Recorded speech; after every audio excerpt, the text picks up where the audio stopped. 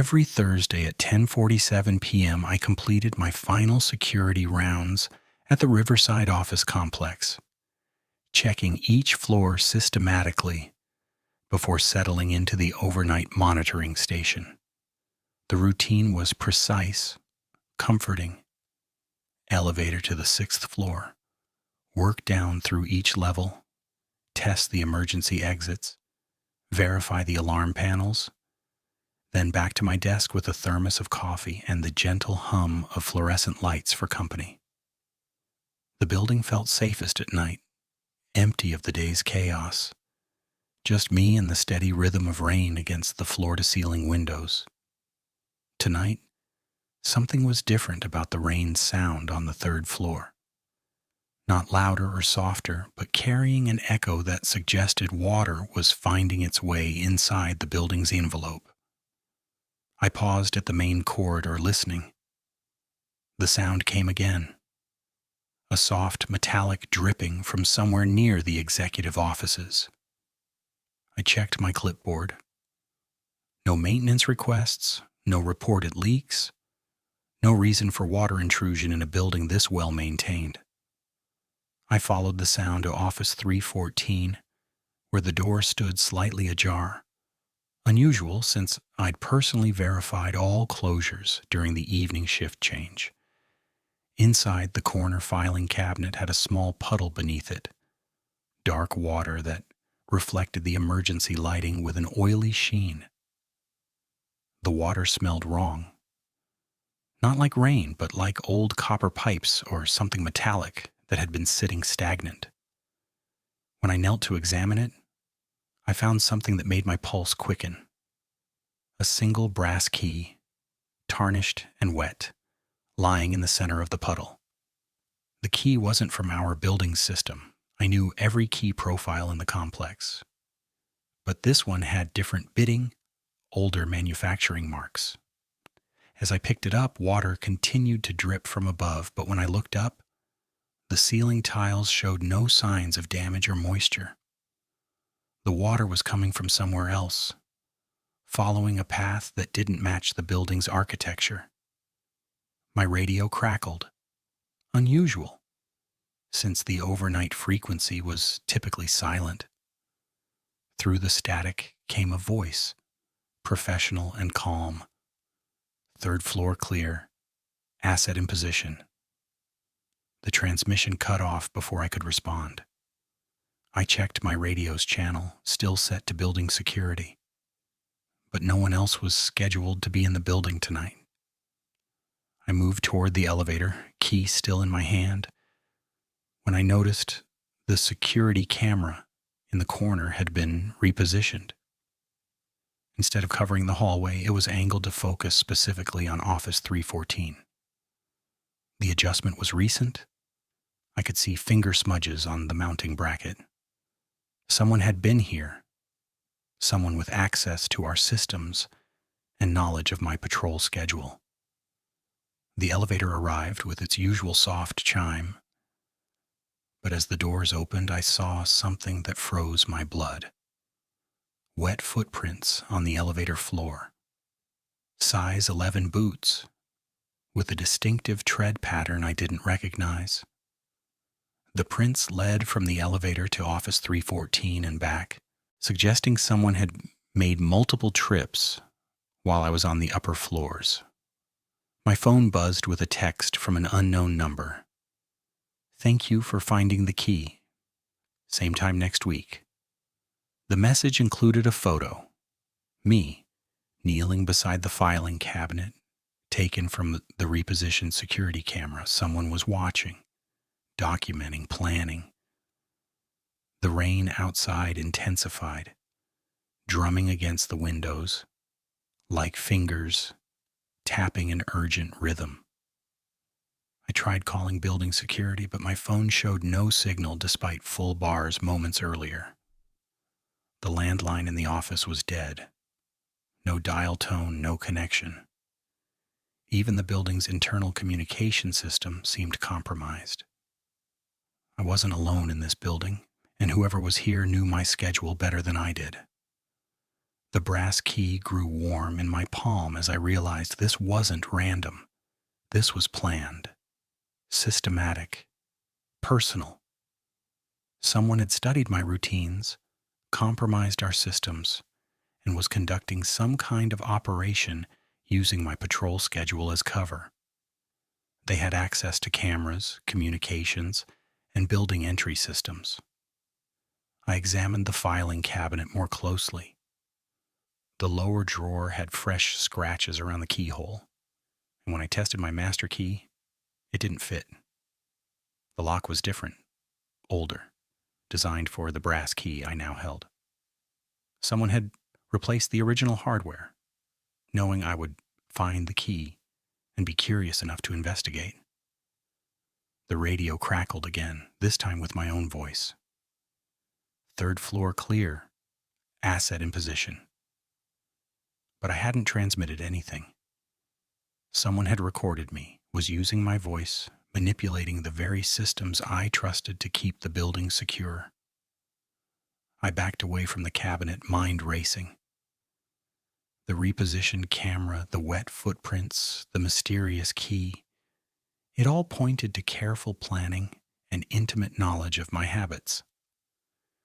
The rain continued its relentless percussion, and I understood with growing dread that my Thursday night routine had become someone else's opportunity. The phone buzzed again. Use the key, check the drawer, don't disappoint us.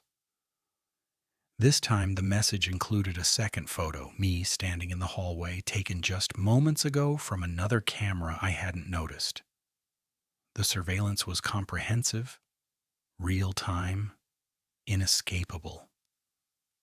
I looked at the brass key in my hand, feeling its weight, its purpose. Whatever was in that drawer, someone wanted me to find it.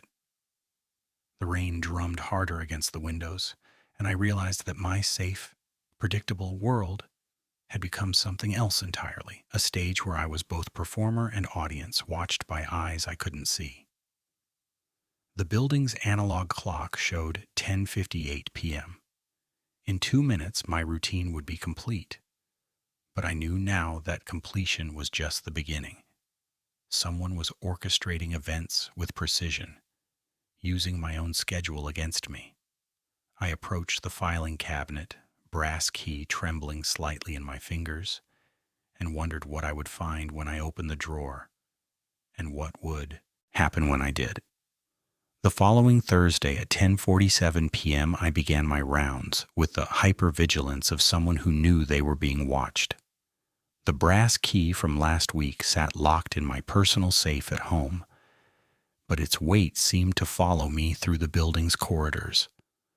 Rain hammered the windows with renewed intensity, creating a percussion that masked footsteps and muffled the building's mechanical sounds. As I checked my utility belt before ascending to the 6th floor, my fingers encountered something that shouldn't have been there. 2 additional keys clipped beside my authorized master ring. The duplicates were perfect replicas of my building access keys, complete with identical wear patterns and the tiny nick on the supply room key where I dropped it months ago. But these keys had no tamper-evident seals, no authorization tags. Someone had created flawless copies and somehow attached them to my belt without my knowledge. My hands trembled as I examined them under my flashlight beam. The metal was warm, as if recently handled. I continued my patrol with growing unease, noting how the rain's rhythm seemed to synchronize with my heartbeat. On the 4th floor, I discovered the first major system compromise.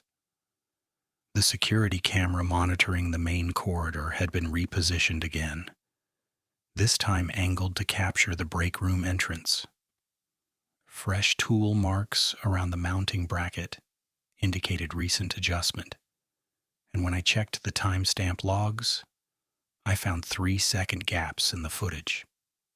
Micro blackouts that coincided exactly with my documented break periods. The break room itself revealed the extent of the surveillance operation. Hidden behind the ventilation grate, I found a miniature recording device, still warm and actively transmitting. Its memory contained hours of audio, my private phone calls, conversations with family, even the unconscious humming I did while reviewing reports. But interspersed with my recorded voice were other sounds. Hushed discussions about behavioral assessment and compliance monitoring, conducted by voices I couldn't identify. My personal locker showed signs of expert manipulation. The lock mechanism had been picked with surgical precision, leaving only microscopic scratches visible under magnification. Inside, my belongings had been photographed and cataloged. I could see the subtle impressions left by items being pressed flat under camera equipment. A family photo sat at a slightly different angle, and my spare uniform showed creases indicating it had been unfolded, examined, and refolded by someone with professional training. The radio crackled with a transmission that froze my blood. 4th floor clear, proceeding to 3rd. The voice was mine. Perfect inflection, natural speech patterns, identical to my usual reports. But I hadn't transmitted anything. Someone was using synthesized audio to mimic my communications, potentially feeding false information to building security while conducting their operation. I tested the duplicate keys on various doors throughout the building. They worked flawlessly, opening maintenance closets, executive offices, even areas that should have required different access levels. My security clearance had been systematically expanded without my knowledge or consent, giving me access to spaces I'd never been authorized to enter. The elevator arrived without being summoned, its doors opening to reveal fresh, wet footprints, with the distinctive size 11 tread pattern from last week. But tonight, the prints were accompanied by something more disturbing. Evidence that someone had been monitoring my exact location in real time. The footprints stopped precisely where I had been standing moments earlier, as if the intruder was maintaining a calculated distance, always staying just out of direct visual contact. In Office 314, the filing cabinet that had contained the original brass key now held a different surprise. Using one of the duplicate keys, I opened the drawer to find a manila envelope labeled with my employee ID number. Inside were detailed behavioral assessments, psychological profiles, and surveillance reports documenting my every action over the past month. The analysis was disturbingly accurate, predicting my responses to various stimuli with scientific precision. The rain intensified as I discovered the most chilling evidence yet. Hidden in the building's employee database was a section I'd never seen before. Security personnel evaluation protocols. It contained comprehensive dossiers on every guard hired in the past 5 years, including predictive models for stress responses, compliance likelihood, and asset potential. My own profile was marked with notations about Phase 2 readiness and surveillance tolerance levels. My phone buzzed with a text from an unknown number. Excellent progress. Your cooperation is noted. Prepare for expanded responsibilities. The message included a photograph taken from an impossible angle, me standing in the break room, captured from a vantage point that didn't correspond to any visible camera location. The surveillance network was more extensive than I had imagined. As I completed my rounds, I noticed that my radio was receiving transmissions on frequencies that shouldn't have existed in our system. Coded messages referenced asset deployment and behavioral modification success rates, suggesting that I wasn't the only security guard being monitored and manipulated. The building's main security console showed unauthorized access attempts throughout the night. Someone was systematically probing our digital defenses while conducting physical surveillance. The timestamps revealed a pattern. Each intrusion attempt coincided with moments when I was distracted by discoveries or focused on investigating anomalies. At 11:23 p.m., as I returned to the monitoring station, I found a new brass key on my desk, identical to the one from last week, but bearing a small engraved number, 2. Beside it lay a note in block letters. Phase 2 begins next Thursday. Your performance has been acceptable. The others are watching.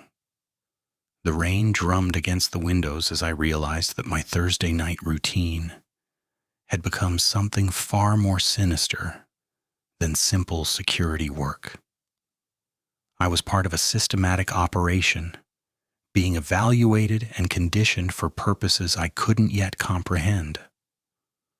The duplicate keys, the surveillance equipment, the psychological profiles, all evidence of a carefully orchestrated program designed to transform building security guards into something else entirely.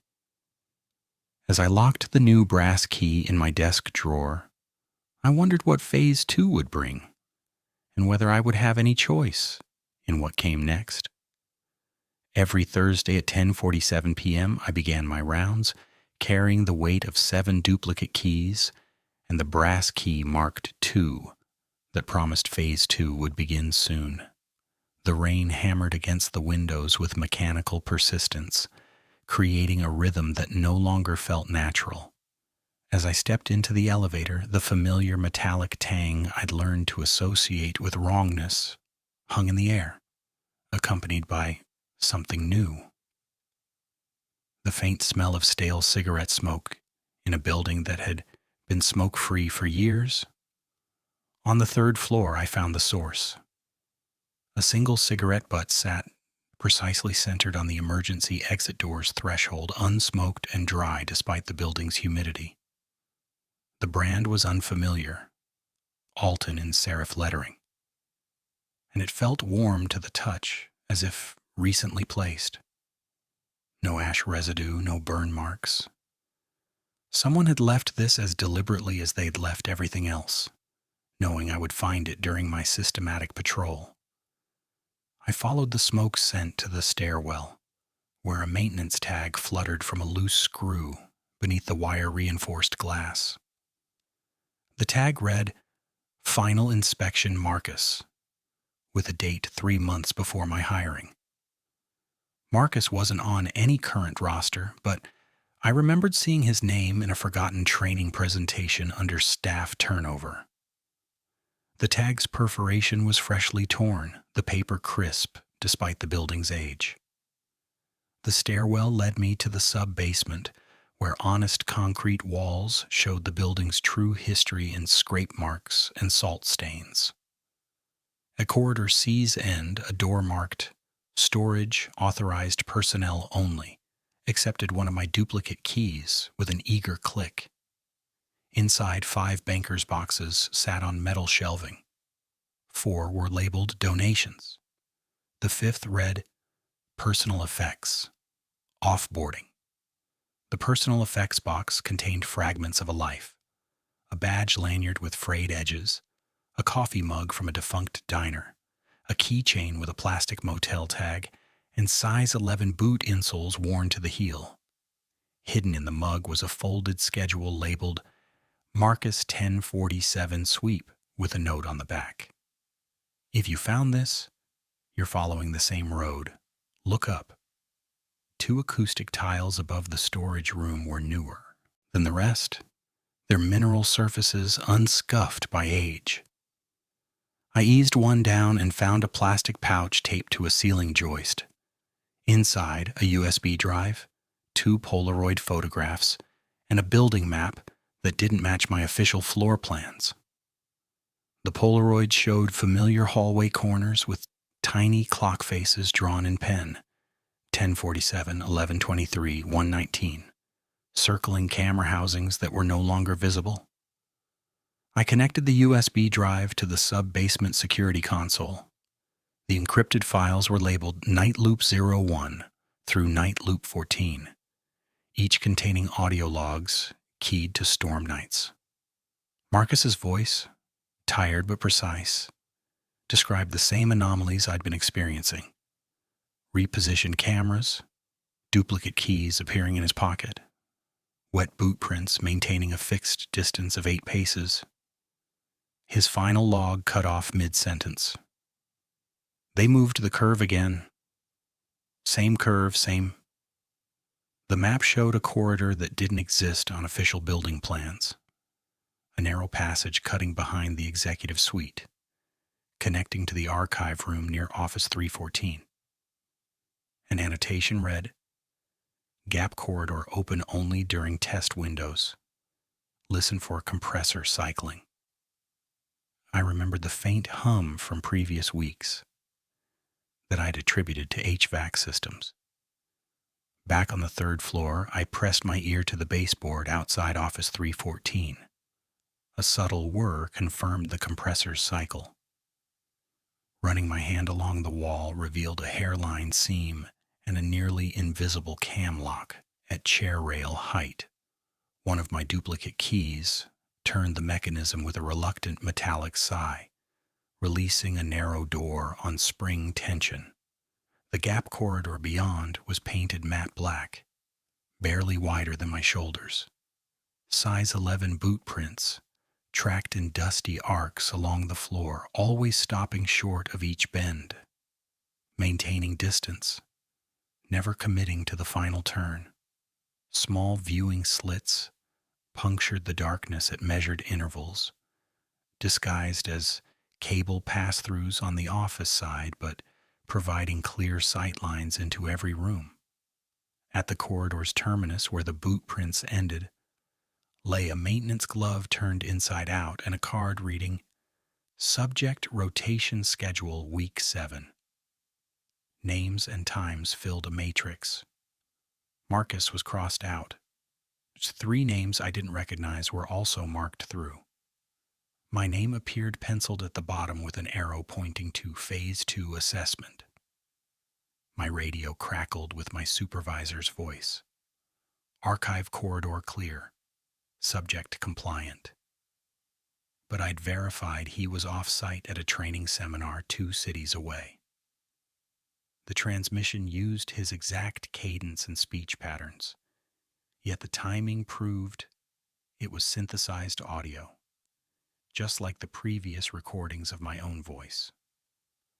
I sealed the gap corridor and returned to the sub-basement console, searching employee records for Marcus Rivera. His file existed but contained only basic information: hire date, badge number, terminated voluntary. No forwarding address, no exit interview notes. Cross-referencing the other names from the book, rotation schedule revealed similar patterns. Shell records for employees who'd never actually existed or whose histories had been systematically erased. The console's phone rang. A woman's voice answered my hello with no greeting. "You finally looked up." Marcus said to expect another call at the same hour, same week. He said they would reroute you until you learned to hear the compressor. "Where is he?" I managed. He wrote things down so somebody could survive it. That wasn't the same as leaving. The line died as my console flashed a warning. Camera 3B temporarily offline. When the feed returned, it showed a still image, me, head tilted, listening at the baseboard outside Office 314. The timestamp read 5 minutes in the future. My phone buzzed. "Good recognition, advanced to Phase 2. Proof comes next hour." The rain intensified as I stood in the sub-basement corridor, Marcus's map folded in my sleeve and his warnings echoing in my mind. Somewhere above, the compressor cycled again, marking time with mechanical precision. I had found the others, but they existed now only as evidence of a system that consumed security guards and left behind carefully curated traces. The brass key marked 2 grew warm in my pocket as I climbed toward the main floor, each step carrying me deeper into whatever Phase 2 would demand. Every Thursday at 10:47 p.m. I began my rounds with the hypervigilance of someone who understood they were performing in a carefully orchestrated theater. The brass key marked 2 had grown warm in my pocket during the day, and Marcus's warnings echoed through my mind as rain drummed against the windows with mechanical persistence. Tonight felt different, charged with the electricity of approaching revelation. Supervisor Hayes remained at the regional security conference, his absence confirmed through official channels. Yet something about the building's atmosphere suggested his influence lingered like smoke. The first anomaly appeared on the second floor, where Hayes's office showed a thin strip of light beneath the door despite his documented absence. The keypad beside his door displayed recent entry logs, time-stamped throughout the week. Access codes used during hours when he was supposedly 2 cities away. Fresh coffee grounds scattered near his trash can, and the faint ozone smell of recently used electronics hung in the air like an accusation. I tested my duplicate keys on his office door. The third key clicked the mechanism with practiced ease, revealing a space that felt recently occupied, despite official records. A desk fan rotated slowly, pushing warm air across papers that shouldn't have existed.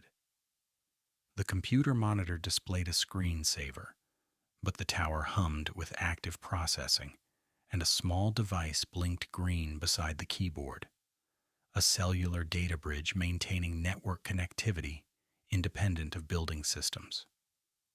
On his desk lay a manila folder labeled Behavioral Assessment Protocols, Week 4. Inside, I found detailed psychological evaluations of my responses to each planted anomaly, complete with predictive models for my investigation patterns. Photographs documented my discoveries, examining the brass key, accessing Marcus's hidden cache, listening at the baseboard for compressor cycles. Every moment had been observed, cataloged, analyzed. The credenza revealed more disturbing evidence. A keycard encoder sat beside a stack of blank proximity cards and a small container of brass shavings, evidence of the duplicate key manufacturing process. A clear evidence bag contained a flash drive labeled Callpack JM, my initials marking a collection of my recorded voice samples.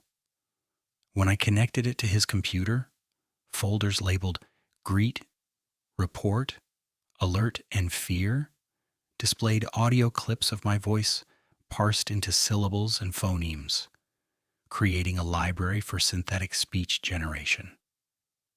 Hidden in his desk drawer was a device I didn't recognize, a compact router with 4 Ethernet cables labeled OBS ABCD, spliced directly into the building's network infrastructure. This explained the communication intercepts, the synthesized radio transmissions using my voice and his. Every conversation had been monitored, every transmission potentially fabricated.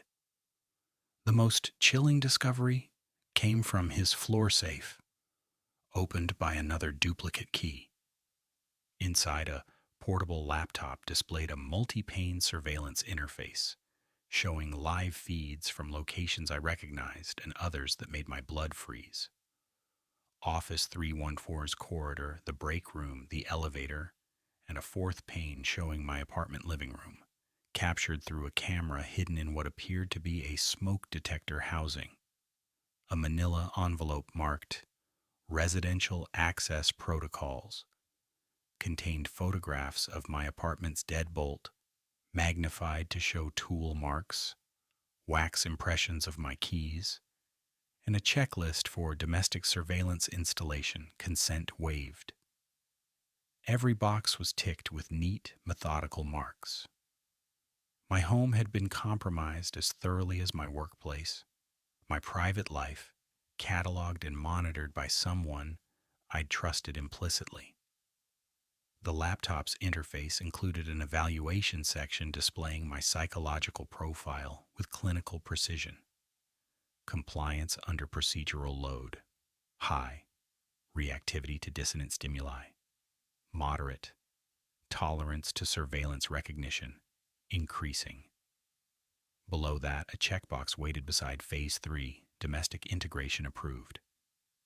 My phone buzzed with a text from an unknown number. Evidence review complete. Advance to Phase 3. Your cooperation has been exemplary. The message included a photograph taken moments earlier. Me standing in Hayes's office, captured from an angle that suggested cameras I hadn't detected. I photographed every document, copied files to a thumb drive, and discovered the final piece of evidence in a sealed envelope at the safe's bottom. Inside, authorization forms bearing forged signatures, including mine, approving temporary expansion of access privileges for operational continuity. The paperwork created a legal framework for everything that had been done to me, retroactively legitimizing the systematic violation of my privacy and autonomy. A business card fell from the envelope, Meridian Asset Protection, listing Hayes as field coordinator at an address I recognized from Marcus's employment records. The company logo featured a stylized eye surrounded by geometric patterns, and the contact information connected to a network I was only beginning to understand. The radio crackled with my supervisor's voice, but I now understood it was synthesized. Subject assessment complete.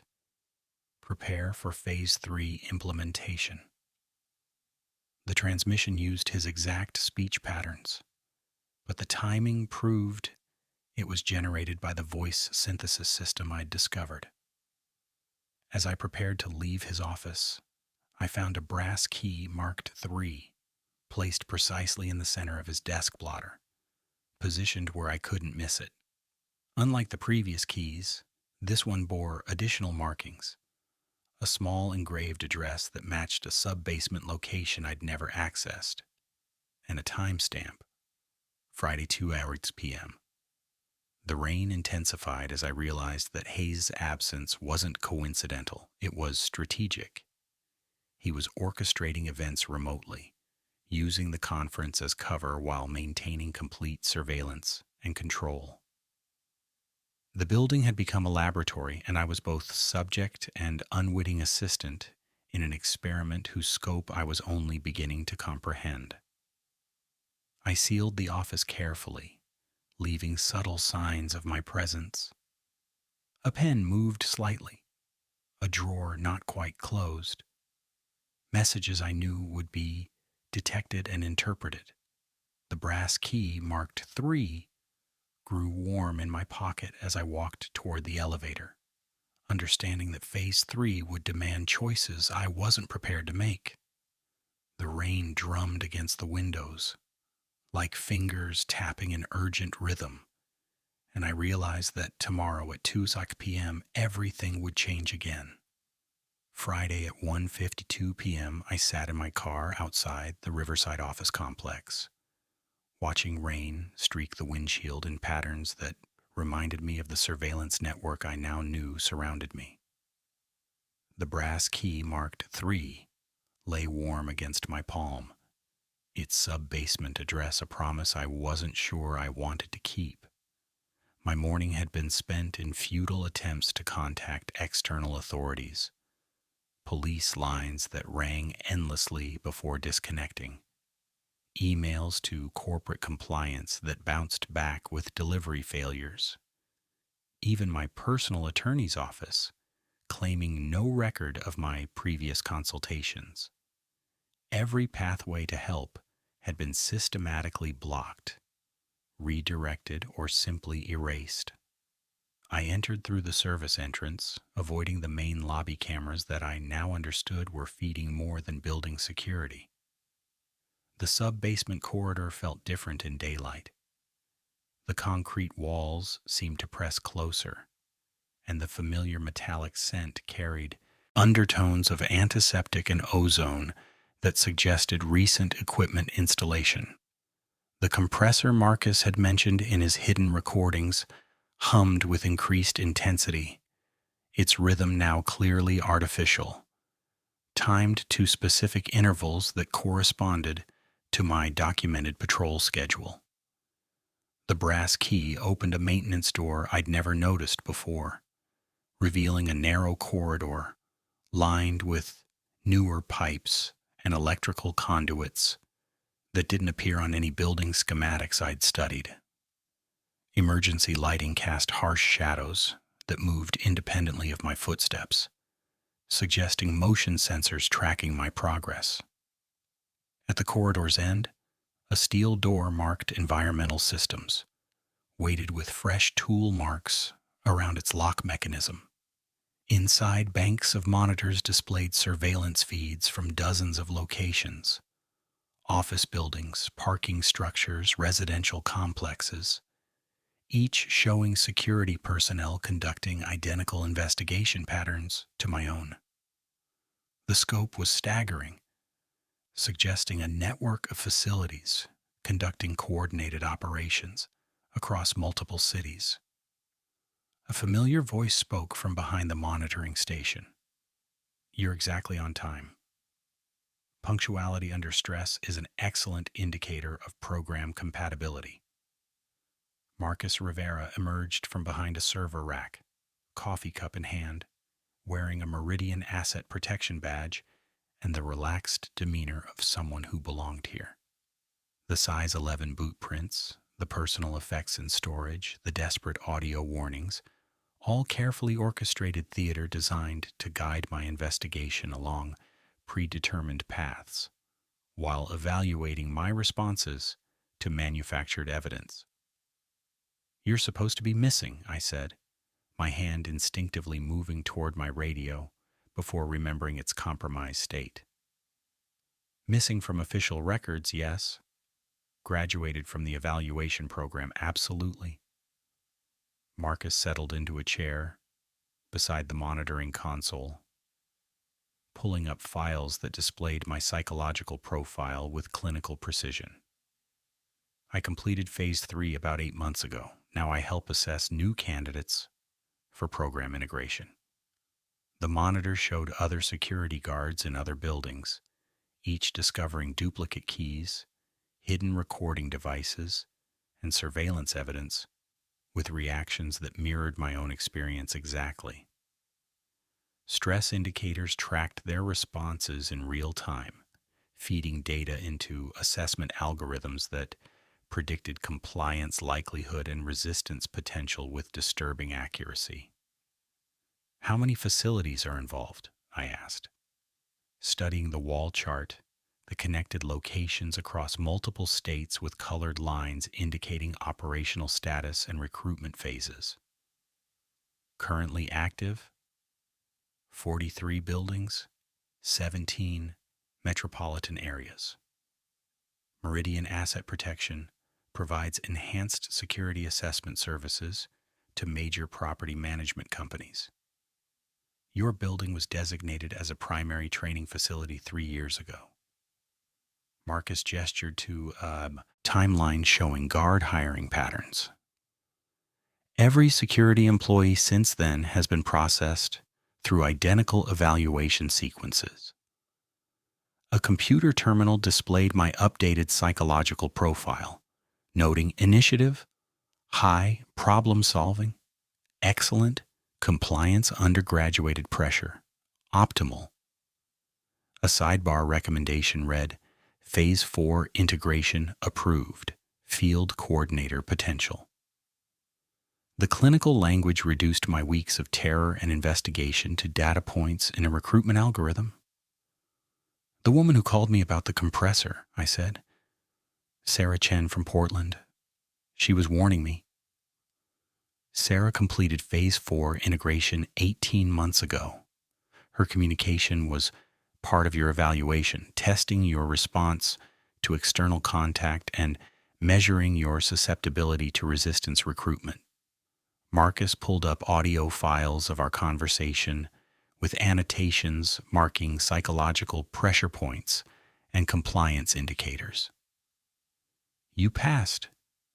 Your curiosity outweighed caution, exactly as the behavioral models predicted. The central monitor activated, showing Hayes entering the building with a small team carrying equipment cases labeled Phase 4 Implementation. They moved through corridors with practiced efficiency, installing devices and adjusting camera positions with the coordination of a military operation. One team member carried a briefcase marked with biohazard symbols. Contents unknown but clearly significant to the next phase of my processing. Hayes knows I discovered his office evidence, I said, watching the installation process with growing dread. Of course. Every piece of evidence was placed for your discovery.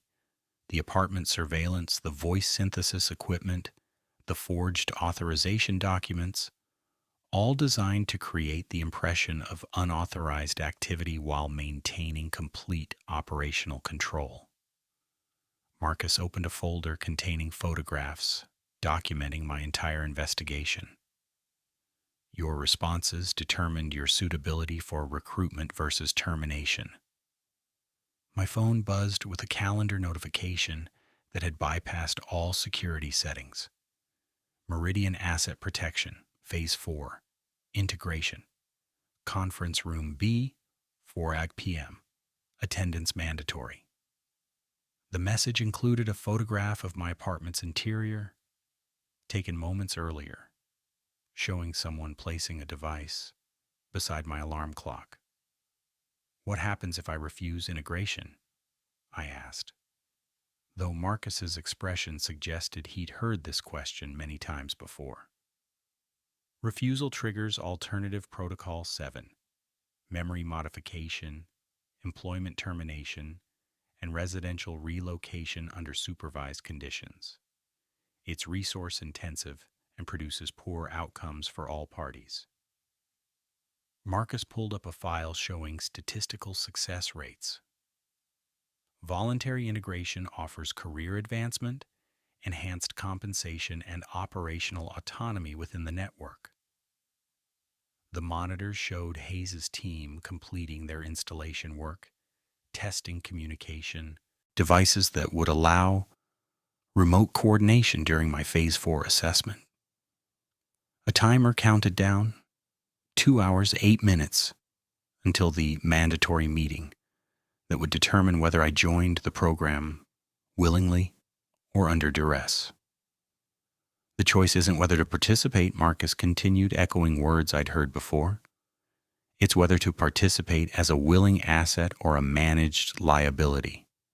Willing participants receive field coordinator positions, better assignments, family protection protocols. Resistant subjects require intensive conditioning that rarely preserves their original personality structures. I studied the monitoring feeds, noting emergency system indicators throughout the building. The fire suppression network, the backup power grid, the communication infrastructure, all controlled from this central location. If I could trigger a system-wide failure, it might create enough chaos to escape and document evidence before the 4 p.m. deadline. I need time to consider, I said, moving casually toward a panel marked Environmental Emergency Controls. Of course, integration decisions shouldn't be rushed. Marcus turned to update my file, providing the distraction I needed. I pulled the fire alarm manual release, triggering sprinkler systems throughout the building. Water cascaded from ceiling fixtures, carrying with it debris and evidence that had been hidden in the building's infrastructure. Emergency lighting activated as the main power grid switched to backup systems, creating gaps in surveillance coverage during the transition. That was unnecessary, Marcus said, reaching for a communication device as alarms echoed through the corridors. I grabbed what documentation I could: psychological profiles, facility maps, recruitment timelines, and sealed them in a waterproof evidence bag from the emergency supplies. The sprinkler system revealed hidden cameras and recording devices as water pressure dislodged equipment from concealed mounting points throughout the room. Security protocols are activating, Marcus warned. Lockdown procedures will engage in 90 seconds. I reached the corridor as emergency barriers began descending, sealing off sections of the building to contain the malfunction. The rain outside had intensified, providing acoustic cover as I navigated service passages that weren't yet secured by the lockdown sequence. Behind me, I heard Marcus coordinating with Hayes. Subject triggered emergency protocol. Phase 4 implementation accelerated. Domestic integration authorized immediately.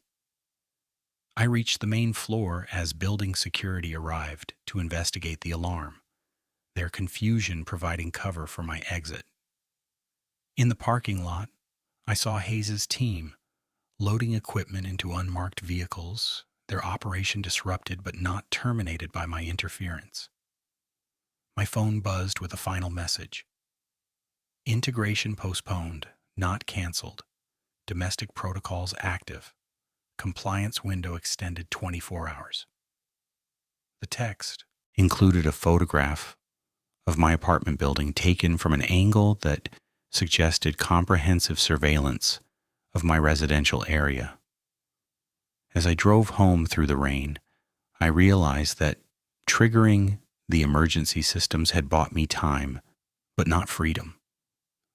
The program's reach extended beyond the office building, and my act of resistance had simply accelerated their timeline for bringing the operation into my personal space. The brass key marked 3 remained in my pocket, no longer warm but somehow heavier, a reminder that Phase 4 would continue whether I participated willingly or not. The rain drummed against my windshield as I planned my next 24 hours, knowing they would likely be my last as a free person. Friday at 11:17 p.m., I sat in my apartment trying to maintain the illusion of normalcy, while knowing that every surface, every shadow, every familiar comfort had been compromised during my 24 hours of false freedom. The rain hammered against windows that no longer felt like barriers, but like transparent walls in an aquarium. And I understood with growing dread that my emergency system activation at the office had simply accelerated their timeline for bringing the operation into my most intimate space. The brass key marked 3 lay warm against my palm, its sub-basement address now seeming less like a destination and more like a countdown timer, measuring the final moments of my autonomy. The first wrong detail was subtle. My apartment's familiar background hum had changed.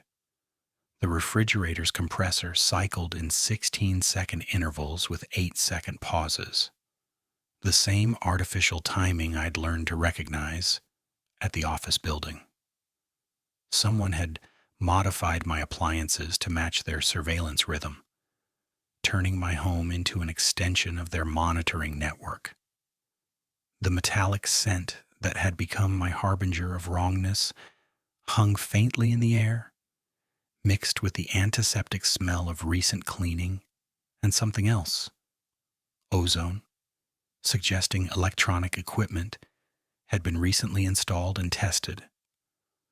I moved through my apartment with the hypervigilance of someone who knew they were being watched, noting microscopic changes that proved recent, unauthorized access. The deadbolt's faceplate showed fresh tool marks around the screws, barely visible scratches that indicated professional lock manipulation. My welcome mat had been rotated 90 degrees, a subtle signal that someone had entered and wanted me to know it. In the kitchen, my coffee mug sat at a different angle on the counter, and the sugar container showed fingerprint smudges that didn't match my grip pattern. The brass key opened my grandmother's antique jewelry box, a lock I hadn't been able to access in years since losing the original key. Inside, nestled on faded velvet, lay a white leather glove still warm to the touch, and a laminated card reading Phase 4 Integration. Domestic protocols active. The glove carried the faint metallic scent and showed wear, patterns suggesting recent use by someone with larger hands than mine. Beside it, a small device blinked red in synchronization with my apartment's modified appliance timing. My smoke detector had been replaced with a more sophisticated unit containing a pinhole camera lens and what appeared to be a miniature microphone array. Fresh paint around the mounting screws didn't quite match the ceiling's original color, and the device emitted heat when I held my hand beneath it, evidence of active processing and transmission capabilities. Similar modifications were visible throughout the apartment. Motion sensors disguised as air fresheners, network equipment hidden behind furniture, and cable runs that didn't correspond to any legitimate building infrastructure. The radio crackled with a transmission using my supervisor's synthesized voice. Domestic integration proceeding on schedule. Subject compliance monitored in real time. But Hayes remained at the regional conference, his absence confirmed through official channels, proving that the voice synthesis technology had followed me home. My own phone displayed a push notification from an app I'd never installed. Meridian Safe Connect, Integration Assistant active. Please remain calm during transition procedures. A soft knock at my door interrupted my investigation. Through the peephole, I saw a maintenance worker in coveralls carrying a toolbox marked with the Meridian Asset Protection logo. Behind him stood a woman I recognized from previous surveillance photographs, Sarah Chen, who had called me about Marcus's warnings, now wearing a company badge and monitoring tablet. The 8-pace distance pattern was maintained even here, with wet footprints in the hallway stopping exactly that distance from my door before continuing past. Routine maintenance check, the worker announced. We've had reports of electrical irregularities in this unit. I need to verify your system upgrades are functioning properly. I remained silent, watching through the peephole as Sarah consulted her tablet and the maintenance worker positioned equipment that suggested they were prepared for forced entry. The hallway's emergency lighting flickered in the same pattern I had observed at the office building, and I realized that my apartment building's infrastructure had been systematically compromised to support their operation. My phone buzzed with a text message. Integration procedures require your cooperation. Resistance will trigger Alternative Protocol 7, memory modification, and supervised relocation. Please open the door. The message included a photograph of my living room taken from the compromised smoke detector, showing me reading the text in real time. I tested my apartment's security systems and found them completely compromised. The deadbolt's electronic components had been modified to accept remote commands. The chain lock's slide mechanism showed signs of recent adjustment, and my windows were sealed with mechanisms I didn't recognize. The building's fire escape had been blocked with construction barriers, and my car keys were missing from their usual location. The maintenance worker's shadow appeared under my door as he positioned himself closer to the entrance. "Sir, we're detecting system anomalies that require immediate attention.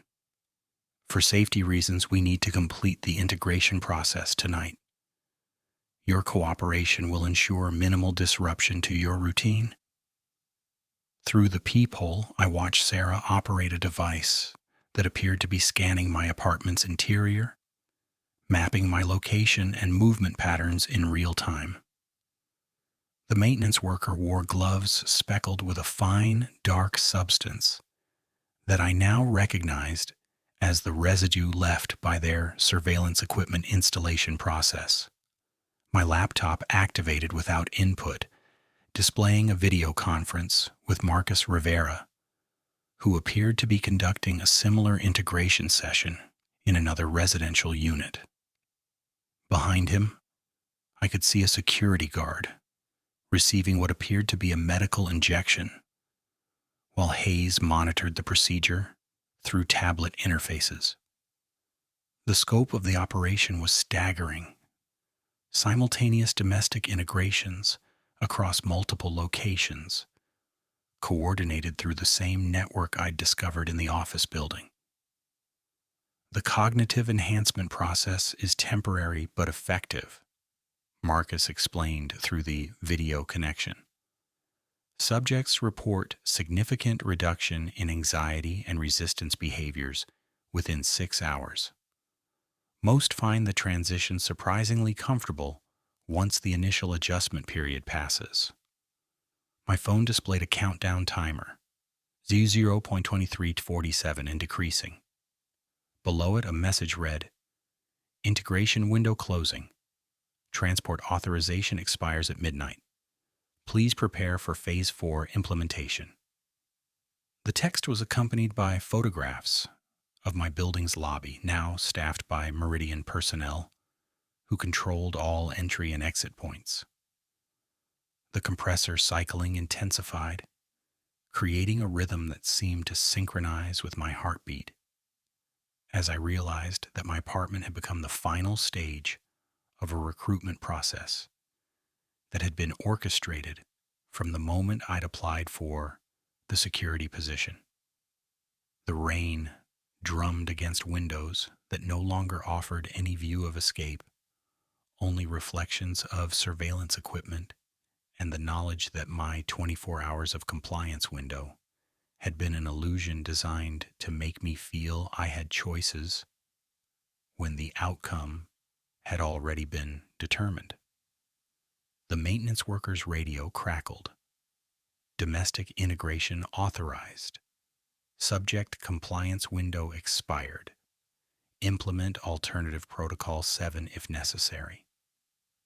The transmission confirmed that my resistance had triggered the memory modification procedures that Marcus had warned about, transforming my apartment from a sanctuary into a medical facility for psychological conditioning.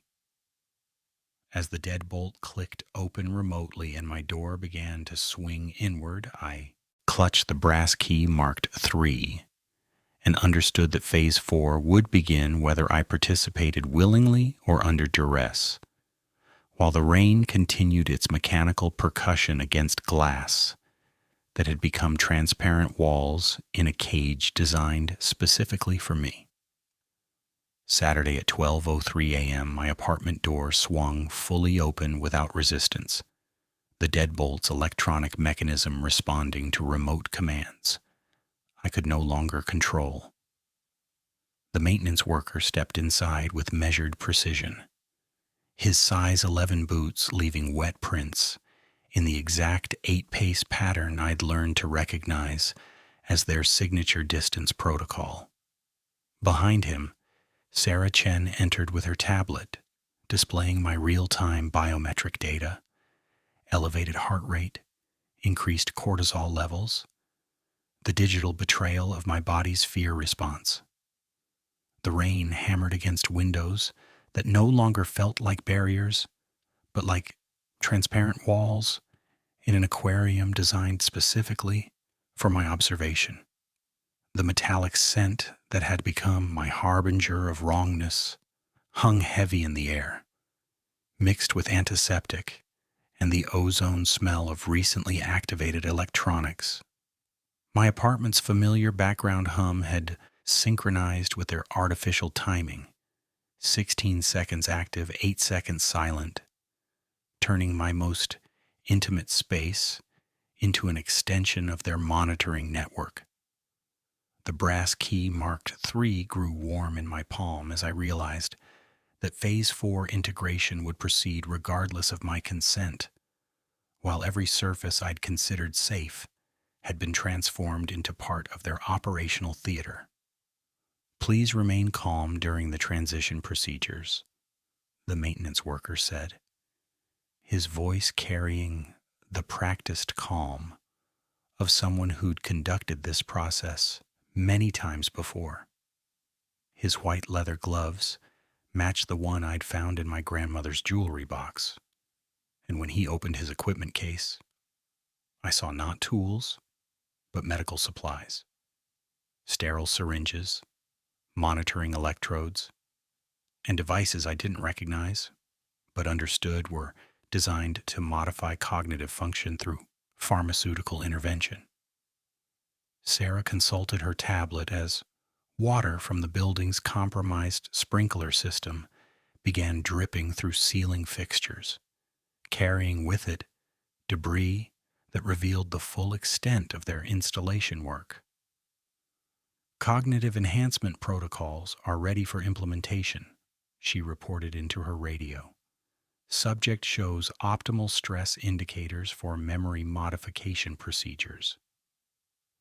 I moved toward my kitchen sink, noting how the water pressure had been subtly modified to create the metallic dripping sound that had become their calling card. The faucet's aerator had been replaced with a device that added the distinctive oily sheen I'd observed in Office 314, while hidden speakers in the walls synchronized the artificial compressor cycling with my heartbeat. Every detail had been orchestrated to create psychological pressure while documenting my responses for their behavioral assessment protocols. The Tsigtsi maintenance worker advanced with his syringe, maintaining the 8-pace distance until the final approach. The cognitive enhancement process is temporary but effective, he explained with clinical detachment. Most subjects report significant reduction in anxiety and resistance behaviors within 6 hours of administration. I reached for the emergency shutoff valve beneath my sink and twisted it fully open, triggering the building's fire suppression system as water pressure throughout the complex suddenly spiked beyond normal parameters. Sprinklers activated in sequence, creating a cascade that shorted surveillance equipment and revealed hidden devices as water pressure dislodged cameras from concealed mounting points. The emergency lighting activated as electrical systems switched to backup power, creating gaps in their monitoring capabilities during the transition. Water revealed what had been hidden throughout my apartment. A miniature camera fell from the smoke detector housing, its lens cracked and circuits sparking. Network cables emerged from behind furniture as water traced their paths to connection points that had been concealed beneath carpeting. The refrigerator's modified compressor wheezed and died as water reached its electronic timing mechanism, finally silencing the artificial rhythm that had been driving me towards psychological breakdown. Subject triggered emergency protocols, Sarah reported, protecting her tablet from the water while maintaining visual contact. Domestic integration compromised. requesting backup containment procedures. I used the chaos to access my emergency kit, retrieving waterproof evidence bags containing the documentation I'd collected from Hayes's office and Marcus's hidden cache. The sprinkler system's revelation extended beyond my apartment. Through the walls, I could hear similar activation sequences throughout the building, suggesting that multiple units had been compromised for simultaneous integration procedures. The maintenance worker slipped on the wet floor as he lunged with the syringe, giving me the opening I needed to reach the service panel behind my water heater. The brass key marked 3 opened a maintenance access I'd never noticed before, revealing a narrow utility corridor that connected to the building's original infrastructure. Fresh tool marks around the lock mechanism indicated recent use, and the corridor's concrete walls showed the distinctive boot prints I'd learned to associate with their surveillance teams. My phone buzzed with an encrypted message from an unknown contact. Emergency extraction authorized. Follow the red markers. Sarah Chen Portland resistance confirmed. I looked up to see small LED devices blinking red along the corridor walls, creating a path that led deeper into the building's forgotten spaces. Someone within their network was actively helping me escape, confirming that resistance existed, even among those who appeared to be fully integrated. The corridor opened into a sub-basement utility room where banks of monitoring equipment displayed surveillance feeds from dozens of locations, other apartment buildings, office complexes, residential facilities across multiple cities.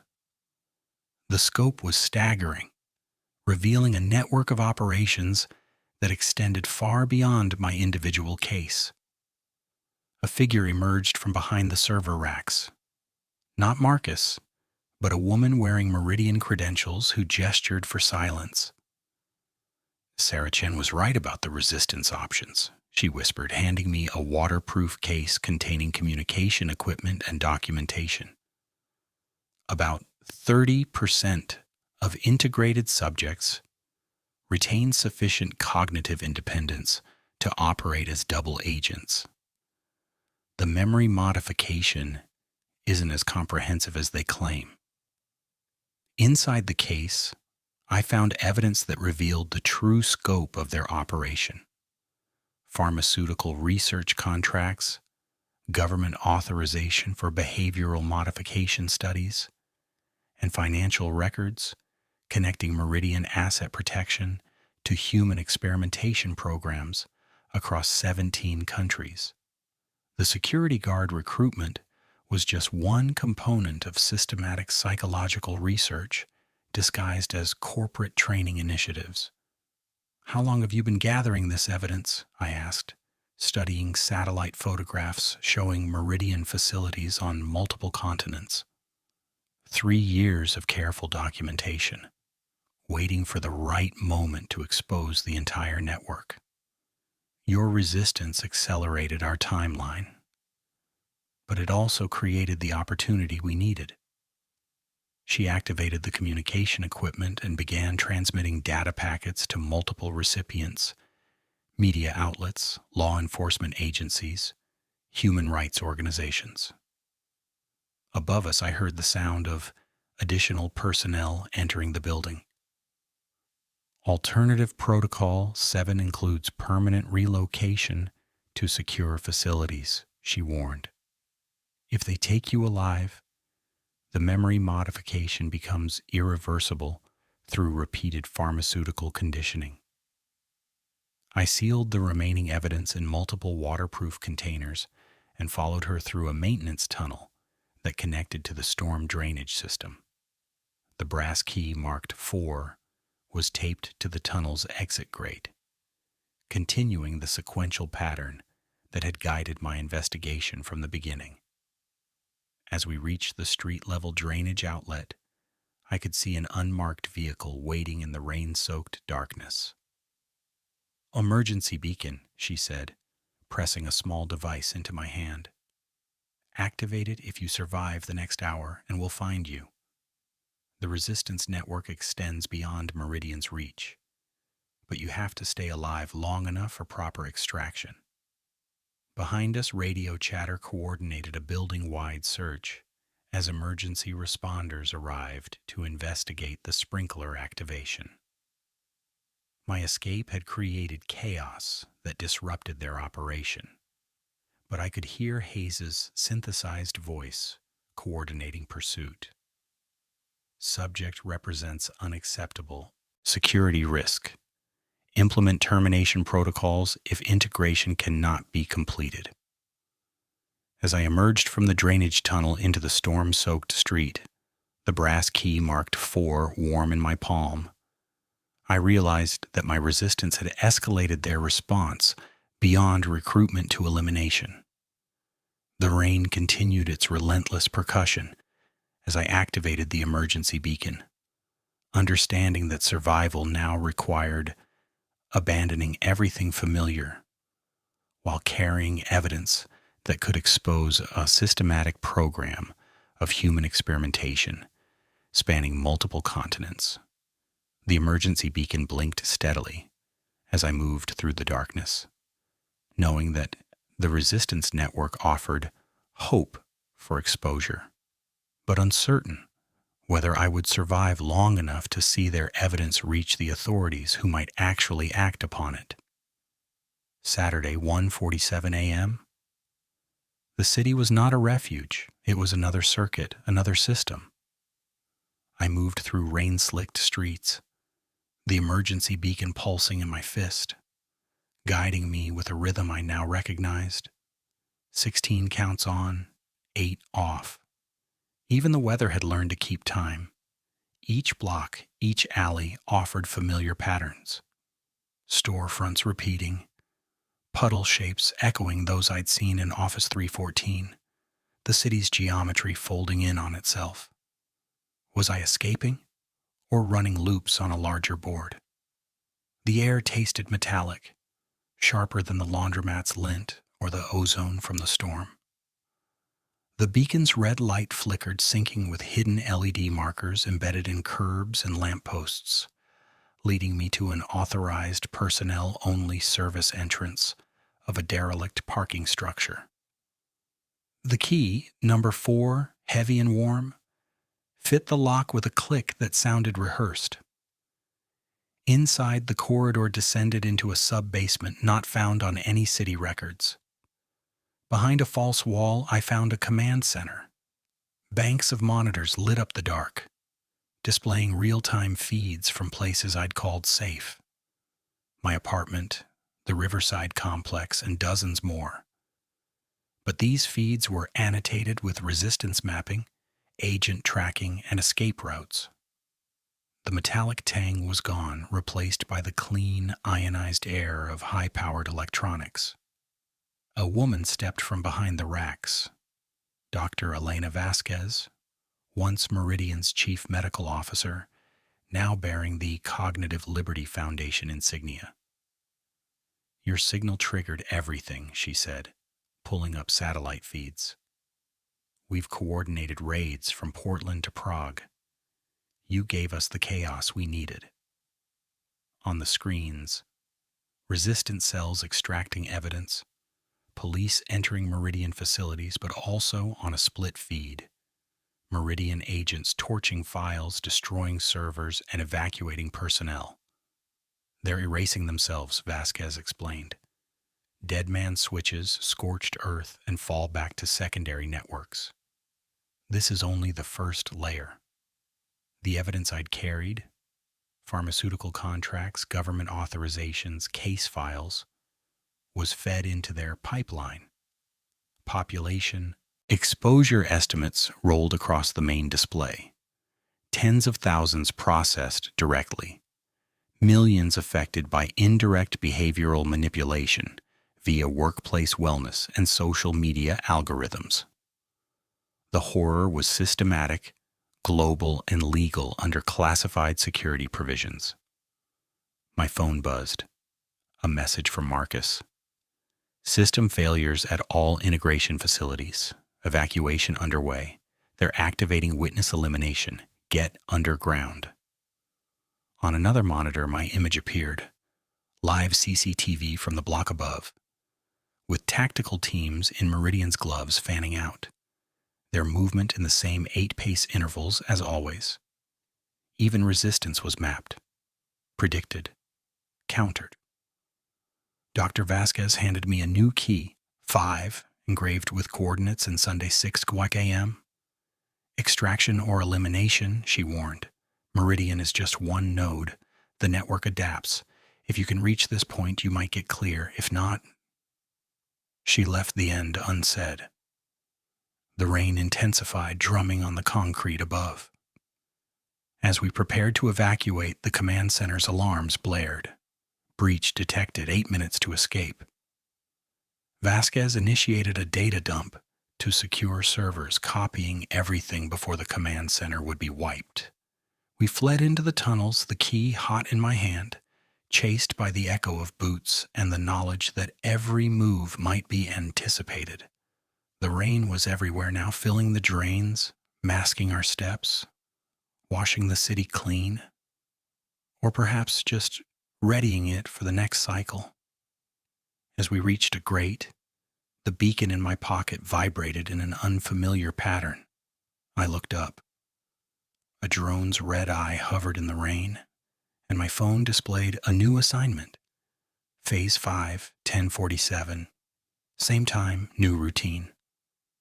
For a moment, I wondered if the escape was real, if the resistance was outside the program's script, or if every step had been another test, another loop. The key, the rain, the routine, they governed everything. I pressed forward, uncertain whether I was breaking free or being integrated deeper. Above, the city clock struck 10:47 in a distant bell, and the rain, steady and relentless, masked the answer. Sunday at 5:41 a.m., I followed the coordinates etched on brass key 5 through storm drains that seemed designed for exactly this purpose. The tunnels formed a concrete labyrinth where my footsteps echoed with the rhythm I'd learned to fear. 16 beats forward, 8 beats pause. Water rushed past my ankles, carrying debris that included fragments I recognized. Torn surveillance equipment, waterlogged documents bearing Meridian letterhead, and electronic components that sparked briefly before the current swept them away. The metallic scent that had haunted my investigation now came from the storm water itself, tainted with chemicals leaching from destroyed equipment and antiseptic residue. Dr. Vasquez's emergency beacon had guided me through the night. Its red pulse, synchronized with LED markers embedded in tunnel walls that suggested the resistance network had been preparing these routes for years.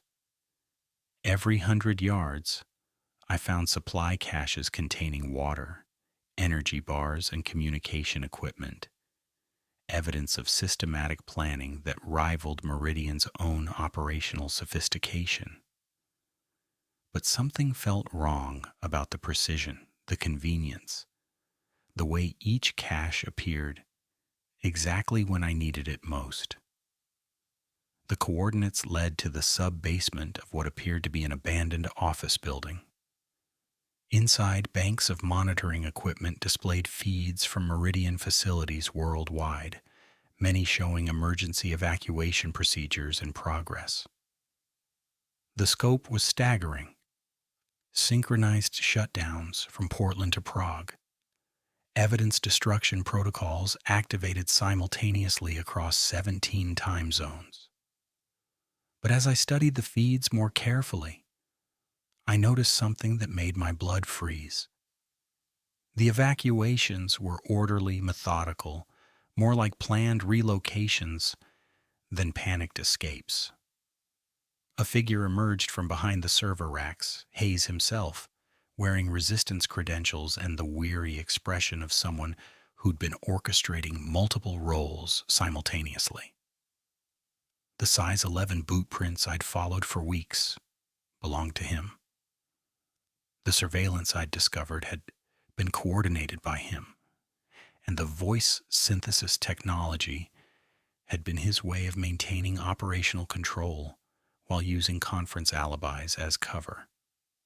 "You were never supposed to reach this point through resistance," he said, settling into a chair beside monitoring consoles that displayed my psychological profile with clinical precision. The program predicted 93% probability of successful integration by Phase 4. Your investigation pattern fell into the 7% statistical anomaly that required alternative handling protocols. The monitor showed other security guards in other cities, each following investigation sequences that led to predetermined outcomes. Some accepted integration willingly, others required pharmaceutical conditioning, but a small percentage had been guided along resistance pathways that served larger research objectives. My escape hadn't been a victory. It had been another form of data collection, measuring cognitive independence under systematic pressure. "The Cognitive Liberty Foundation?" I asked, studying wall charts that connected resistance cells to meridian operational nodes, with colored lines indicating information flow and resource allocation. "A subsidiary program designed to test behavioral modification effectiveness under stress conditions. Real resistance exists, but we needed controlled opposition to refine our psychological pressure techniques and study cognitive independence patterns." Hayes pulled up files showing resistance recruitment criteria that mirrored Meridian's own selection processes. "Your investigation provided valuable data about decision-making under graduated surveillance pressure." The brass key marked 5 had opened more than a maintenance grate. It had revealed systematic deception operating at multiple levels. The evidence I'd gathered, the contacts I'd made, the escape routes I'd followed, all had been orchestrated to measure my responses while providing intelligence about genuine resistance networks. My weeks of terror had been a recruitment test disguised as psychological conditioning, with resistance itself serving as another pathway to integration. "Dr. Vasquez coordinates field research on resistance psychology," Hayes continued, activating a wall display showing my complete psychological profile, updated in real time throughout the night's underground journey. "The command center raid was controlled theater designed to create authentic stress responses while documenting your decision-making patterns under crisis conditions. The monitoring equipment revealed the true scope of their operation. Meridian operated both integration and resistance pathways to study human psychology under systematic pressure, with every outcome serving their research objectives. The resistance cells provided data about cognitive independence, while integration programs refined pharmaceutical conditioning techniques. Even escape had been weaponized as a recruitment tool. The government authorizations, the pharmaceutical contracts, the evidence of human experimentation," I said, remembering documentation that had seemed to prove systematic abuse. "All genuine.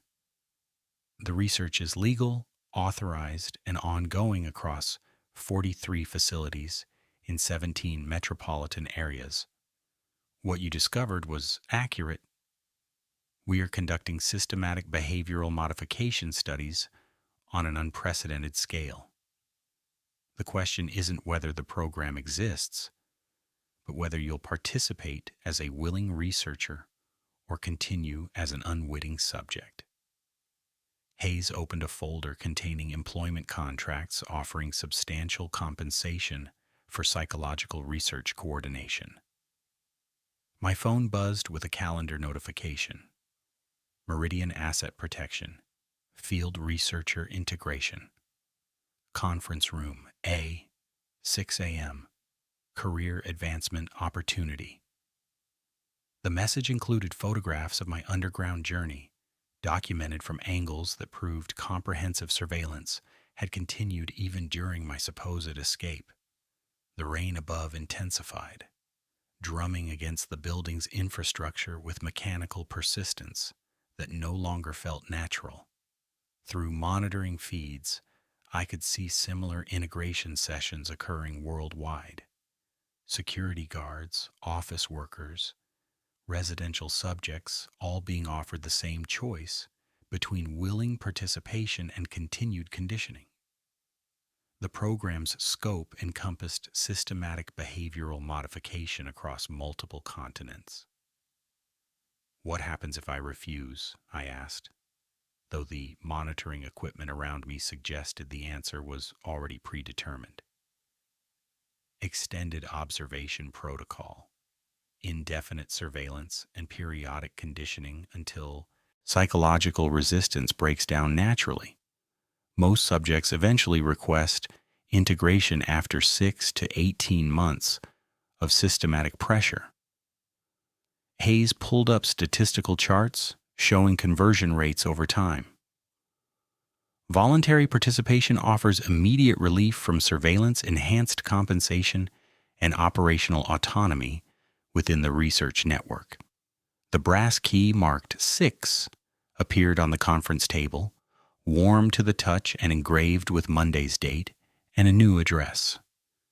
The sequential pattern would continue regardless of my decision, each key representing another phase of psychological conditioning, designed to gradually eliminate my capacity for independent choice. Through the monitoring feeds, I could see my apartment building under surveillance, my family's safety contingent on my cooperation. I studied the feeds showing global operations, noting that every facility maintained the same artificial timing: 16 seconds active, 8 seconds pause, creating synchronized rhythm that connected subjects across multiple time zones. The program had achieved behavioral modification on a scale that transformed individual psychology into collective conditioning, with resistance itself serving as another form of data collection. "Your family remains secure," Hayes added, reading my expression. "Their safety is guaranteed provided your performance remains optimal." The choice isn't whether to participate, it's whether to participate as a conscious researcher documenting human behavioral modification, or as an unconscious subject providing data through systematic conditioning. As I reached for the brass key marked 6, understanding that tomorrow would bring another phase, regardless of my decision, I realized that my investigation had led me not to freedom but to a deeper understanding of my role in a system designed to study human psychology through carefully orchestrated pressure. The resistance network I'd trusted was another circuit in the same machine, measuring cognitive independence while gradually eliminating it. The rain continued its mechanical percussion as I weighed options that weren't really choices, knowing that the program would continue with or without my willing participation. The brass key grew warm in my palm as monitoring equipment documented my final moments of imagined autonomy, while somewhere above, the storm prepared to deliver its next subject to the same carefully orchestrated revelation. Monday at 10:47 a.m., I sat in my new office at the Meridian Asset Protection Research Division, watching surveillance feeds from 17 metropolitan areas where security guards were discovering brass keys in filing cabinets, just as I had 6 weeks earlier. The rain drummed against reinforced windows with the same mechanical precision I'd learned to recognize. But now the sound came from speakers hidden in acoustic ceiling tiles rather than actual weather. My badge read, Field Coordinator Behavioral Assessment, and the weight of willing participation felt heavier than any of the brass keys that had guided me through their carefully orchestrated revelation process. The metallic scent that had once signaled wrongness now emanated from the coffee they served during staff meetings, a subtle reminder that even the most mundane details served their research objectives. My desk contained monitoring equipment I operated rather than feared, documenting psychological responses of subjects who followed investigation patterns identical to my own experience. The 8-pace distance protocol had become my professional technique, maintaining calculated separation, while observing subjects discover planted evidence and experience graduated surveillance pressure. Hayes entered carrying performance metrics that reduced human psychology to conversion rates and compliance statistics. Excellent integration numbers from the Portland facility, he announced, reviewing data that showed subject 0147C accepting researcher position after discovering fabricated resistance networks. Your orientation recordings continue producing optimal behavioral outcomes across all demographic categories.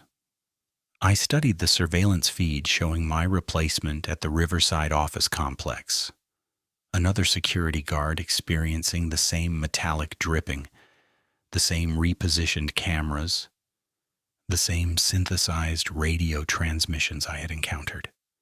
Every detail repeated with scientific precision, my terror transformed into their template, my investigation weaponized as their recruitment protocol. The brass key marked 7 sat warm on my desk, engraved with coordinates for a pharmaceutical research facility where corporate executives would discover systematic behavioral modification among their security personnel. But examining it under magnification revealed something that made my pulse quicken. A microscopic etching I hadn't noticed before.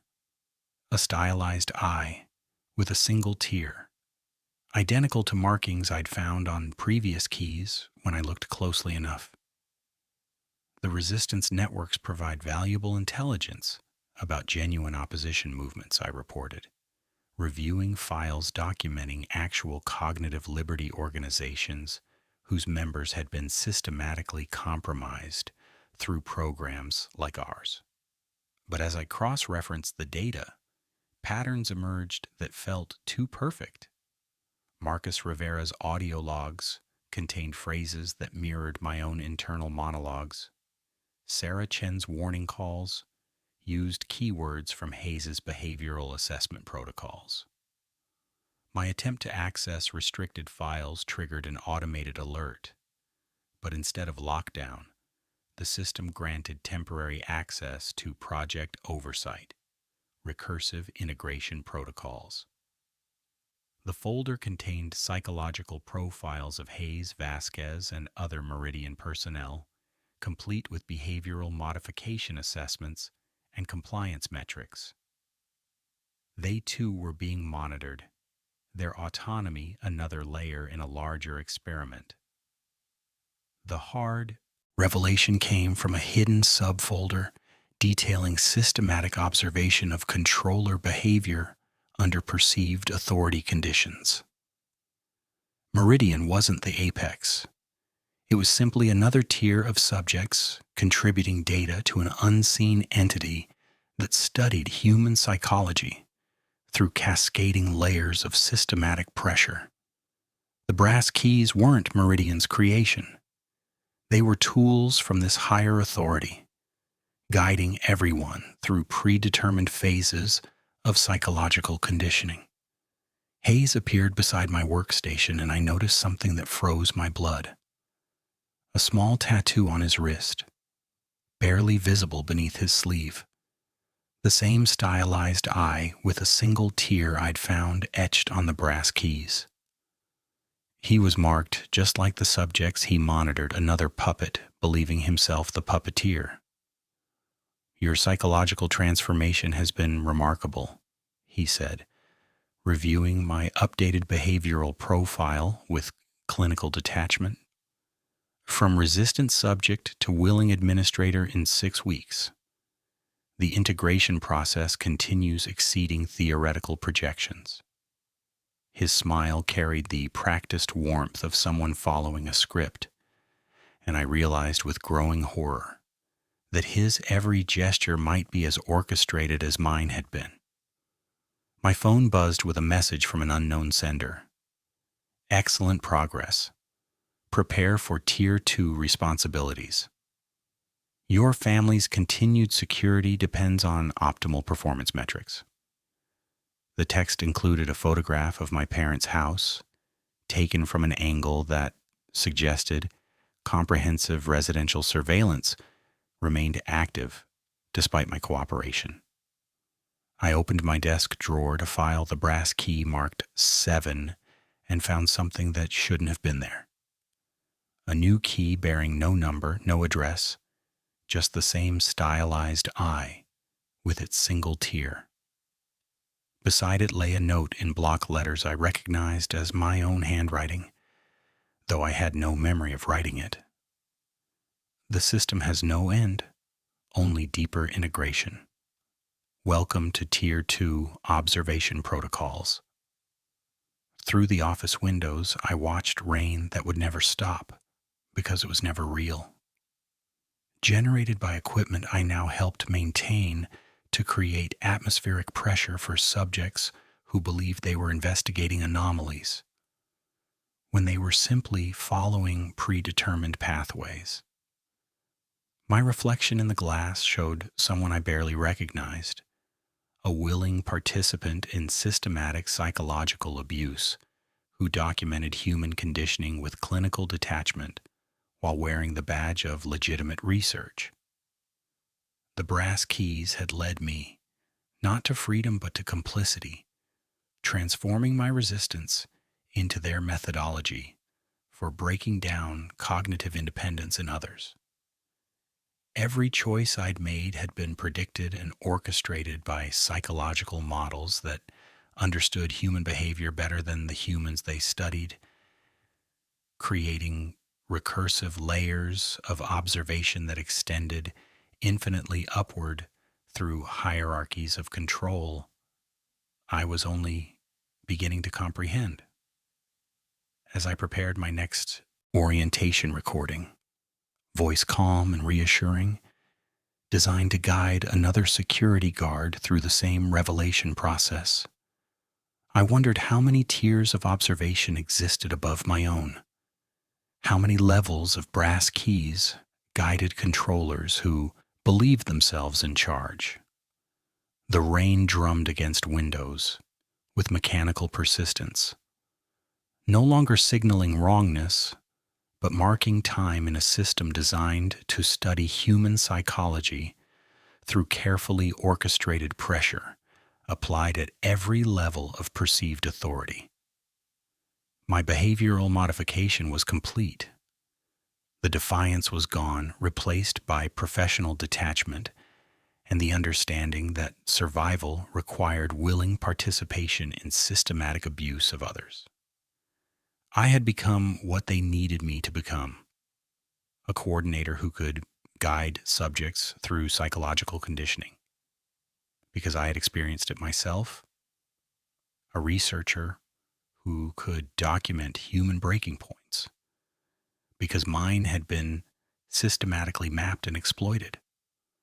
The unmarked brass key grew warm in my palm as I activated the recording equipment, knowing that somewhere above me, another coordinator was documenting my compliance while following their own script in a hierarchy that might extend through infinite layers of observation and control.